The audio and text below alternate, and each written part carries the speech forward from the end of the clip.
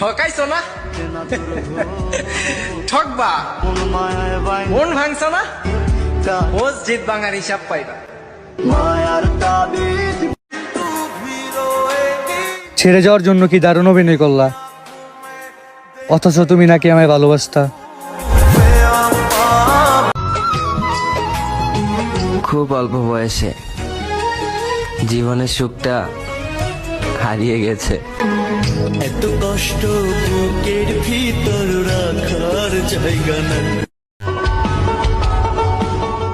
আমি শান্তি খুঁজি আর দুঃখ আমারে খুঁজে। কথাটা আমি সেই সব ছেলেদেরকে বলছি যারা রিলেশনে যাওয়ার পরে একটা মেয়েকে ছেড়ে দেওয়ার পরে বলো যে আমি আমার বাবার সম্মানের জন্য তোমাকে ছেড়ে দিয়েছি।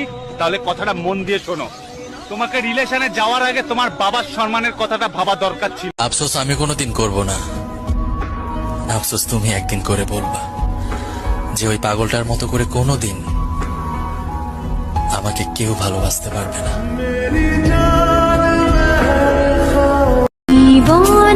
বলেছিলাম না প্রিয়, তুমিতেই শুরু তুমিতেই শেষ।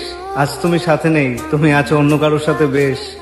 আর আমার ভেতরটা তোমার চিন্তা করতে করতেই শেষ। জীবনে কারে এমন পাইলি তুই যে হঠাৎ করে ভুলা গেলি আমারে?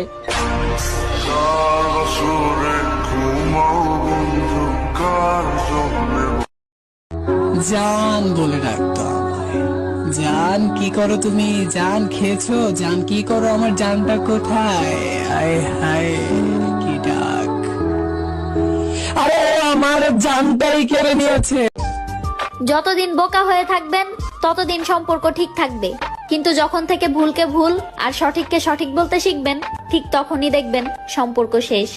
ভাব কইরা তোর সঙ্গে রে বন্ধু।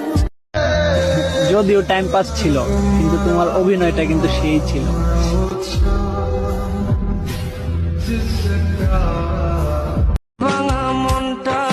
আমি মরণকে অতটা ভয় পাই না যতটা তোমাকে হারানোর ভয় পাই। ওরে আমার দুঃখ বুঝলো না রে পাশান একটা মাইয়া।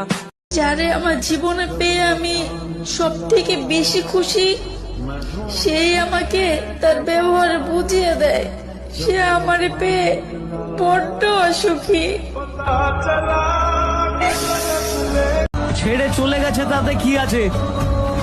আমরা জোর গলায় বলতে পারি হয়তো কোনোদিন তুই চাইবি আমাকে, সেদিন তুই অন্য কারো